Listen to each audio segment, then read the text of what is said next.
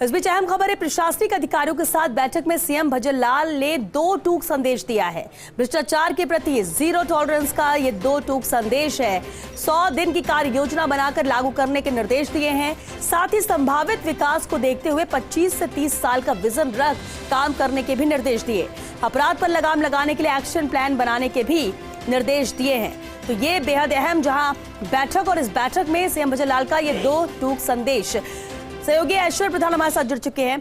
ऐश्वर, zero tolerance का 2 टूक संदेश यहां पर दे दिया है मुख्यमंत्री ने, क्या कुछ और कहा उन्होंने इस बैठक के दौरान, खासतौर से अगर 100 दिन की कार्य योजना को लेकर जो बात उन्होंने कही?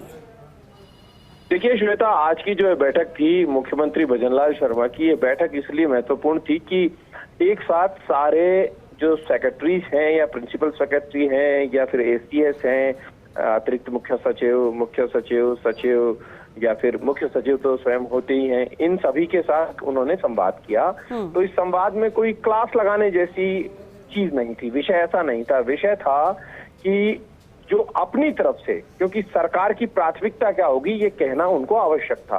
भारतीय जनता पार्टी ने या प्रधानमंत्री मोदी ने जो लोगों से वादे किए, उन वादों पर खरा उतरने के लिए ये चुनौती मुख्यमंत्री भजनलाल शर्मा के पास है कि उन चुनौतियों से निपटने के लिए सर्वप्रथम कैसे भी करके सरकार को, क्योंकि लगातार कांग्रेस को घेर रहे थे, कांग्रेस को बेपटरी बताया जा रहा था, तो अब भारतीय जनता पार्टी सरकार उन जिन कमजोर मुद्दों पर कांग्रेस को घेरने की कोशिश करती थी उनको मजबूत बनाएगी। जैसे उन्होंने एक बात बोली कि भ्रष्टाचार पर कोई भी किसी भी तरीके से भ्रष्टाचार को बर्दाश्त नहीं किया जाएगा, ये उन्होंने कहा। फिर उन्होंने कहा कि 100 दिन की कार्य योजना को तैयार रखें। 100 दिन की कार्य योजना उन्हें बता, संकल्प को अक्षर से पालना की जाएगी। संपूर्ण रूप से इस के स्तर जो पूरी नीचे के स्तर पर अधिकारी हैं उन पर आप पूरी तरह से कंट्रोल रखें, और अपराध पर कंट्रोल कैसे हो, नियंत्रण कैसे हो, कानून व्यवस्था पर पूरी तरह से ध्यान कैसे हो, इन सारी विषयों को लेकर उन्होंने बातचीत चर्चा की है।